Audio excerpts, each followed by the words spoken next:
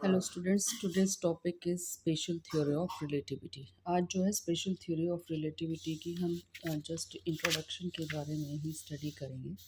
Special theory of relativity जो है वो आइंस्टाइन ने दी थी और आइंस्टाइन ने 1905 के अंदर जो पेपर पब्लिश किया था उसके अंदर इस थ्योरी को इंट्रोड्यूस किया गया था।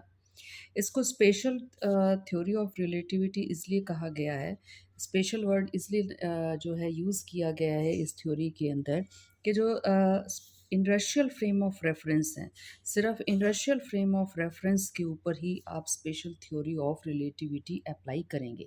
और आप जानते हैं कि industrial frame of reference Galilean transformation के हिसाब से या गैलीलियन की इक्वेशन के हिसाब से या उनकी डेफिनेशन के हिसाब से वो थे जिनमें लॉज ऑफ मैकेनिक्स को ओबे किया गया था।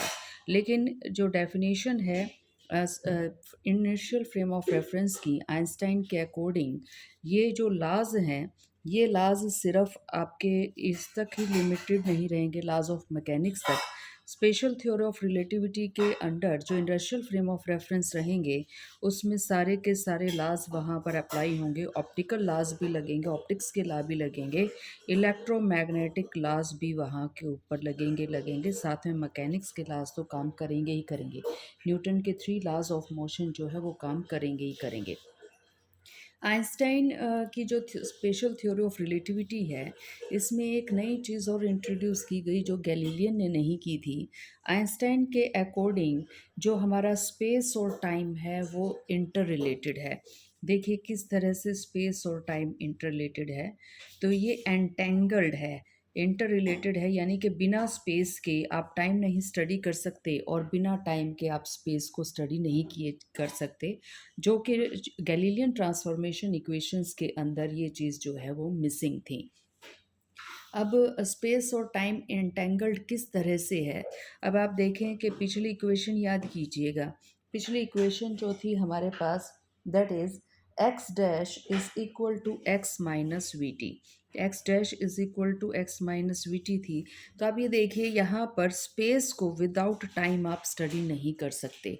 It means they are interrelated with each other. इसको आगे डेफिनेशन, इसको एक एग्जांपल से आगे आपको थोड़ा सा एक्सप्लेन भी कर देंगे हम। तो स्पेस और टाइम एंटेंगल्ड है। टाइम अगर आप चेंज कर रहे हैं तो वहाँ पर स्पेस चेंज हो जाएगा, और जहाँ पर स्पेस में कोई वेरिएशन हम लेकर आए हैं तो वहाँ पर टाइम में भी क्या आ जाएगा, वेरिएशन आ जाएगा। जो स्पेशल थ्योरी ऑफ आइंस्टाइन की पोस्टुलेट्स हैं, जो अजम्पशन हैं, दो postulates special theory of relativity के अंदर दी गई हैं।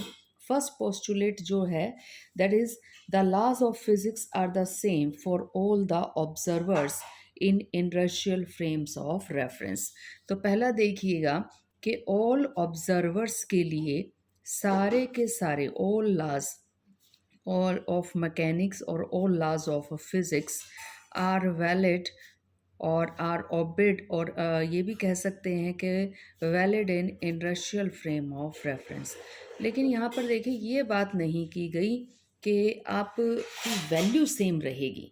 अब यहाँ पर ये तो बात कर दी गई है कि आपके पास एक फ्रेम ऑफ रेफरेंस है एस, जो आपका रेस्ट के अंदर है, एक फ्रेम ऑफ रेफरेंस है आपके पास एस डैश, और लेट अस कंसीडर कि वो वी कांस्टेंट वेलोसिटी से राइट साइड डायरेक्शन के अंदर मूव किए जा रहा है।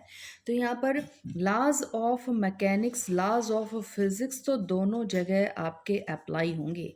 इसके अंदर भी आपका लॉज ऑफ फिजिक्स अप्लाई होंगे। एस डैश जो एक कांस्टेंट वेलोसिटी से राइट साइड डायरेक्शन के अंदर मूव कर रहा है, वहाँ पर भी हमारे लॉज ऑफ फिजिक्स ओबे होंगे, यानी कि F is equal to M में वहाँ पर ओबे हो रहा होगा, P is equal to M into V भी ओबे हो रहा होगा।